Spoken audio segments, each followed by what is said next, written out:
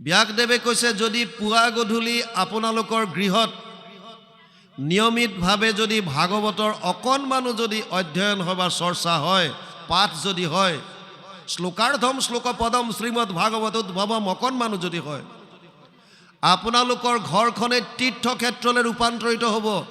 আপোনালোকে কোনো তীৰ্থক্ষেত্ৰত গৈ এই ষ্টেম্প পেডত ভাগদৌৰত প্ৰাণ দিয়াৰ কোনো প্ৰয়োজন নাই। নিজৰ ঘৰখন আপোনালোকে তীৰ্থক্ষেত্ৰ কৰিব পাৰিব। কেৱল পুৱা গধূলি ভাগৱতৰ অকণমানো যদি অধ্যয়ন আপোনালোকে আৰম্ভ কৰে, যদি অকণমান পাঠ কৰে।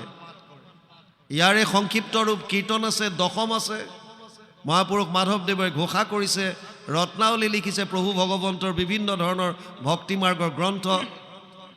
অকণমানো যদি সদায় নিয়মিতভাৱে কৰে, তেতিয়াহ'লে ব্যাসদেৱে লিখিছে আপোনাৰ ঘৰখন তীৰ্থক্ষেত্ৰলৈ ৰূপান্তৰিত হ'ব আৰু আপোনাৰ গৃহত কোনো ধৰণৰ পাপ থাকিব নোৱাৰিব।